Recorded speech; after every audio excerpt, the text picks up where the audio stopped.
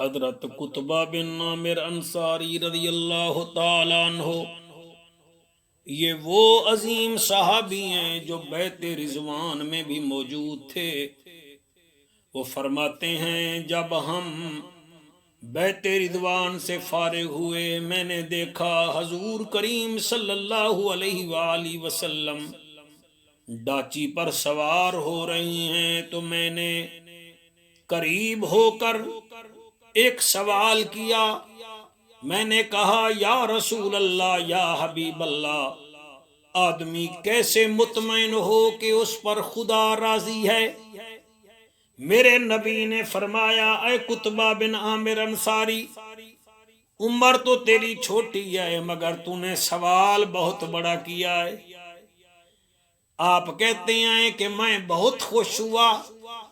میں نے کہا یا رسول اللہ بتا دیجئے کہ ہمیں کیسے پتا چلے گا کہ ہمارے سے اللہ راضی ہے؟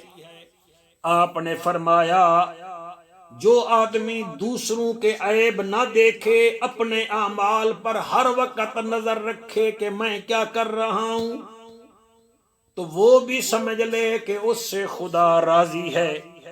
یعنی اپنے اعمال دیکھتا ہے، دوسروں کے عیب نہیں دیکھتا۔ جس میں یہ عادت ہے وہ سمجھے اللہ اس سے راضی ہے۔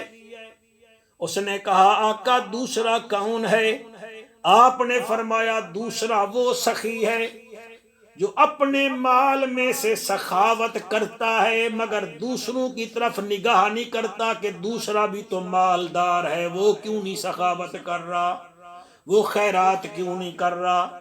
یعنی اللہ کے دیے ہوئے رزق میں سے اپنے مال میں سے خیرات کرتا ہے، صدقہ دیتا ہے، زکوٰۃ دیتا ہے، دوسروں کے مال پر نظر نہیں رکھتا۔ آپ نے فرمایا سمجھ لے جو آدمی ایسا کرتا ہے اس پر بھی خدا راضی ہے۔ اس نے کہا یا رسول اللہ، یا حبیب اللہ تیسرا کون؟ آپ نے فرمایا تیسرا وہ جس کے اوپر زیادتی ہوتی رہی، لوگ تکلیفیں دیتے رہے لیکن وہ ان کے ساتھ برائی کی بجائے اچھائی سے پیش آتا رہا، نیکی سے پیش آتا رہا۔ وہ کانٹے بچھاتے رہے، یہ پھول بانٹتا رہا، وہ سختیاں کرتے رہے، یہ مسکراتا رہا۔ جو اس رویے کا مالک ہو، آقا کریم فرماتے ہیں وہ بھی سمجھ لے کہ اللہ اس پر راضی ہے۔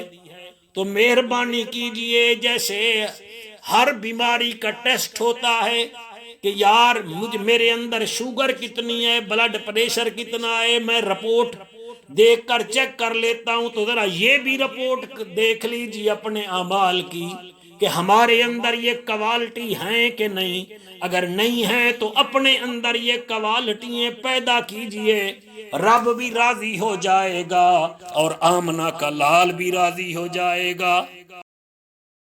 سب سے پہلے ویڈیوز کو دیکھنے کے لیے چینل کو سبسکرائب کریں اور بیل آئیکن کو پریس کریں۔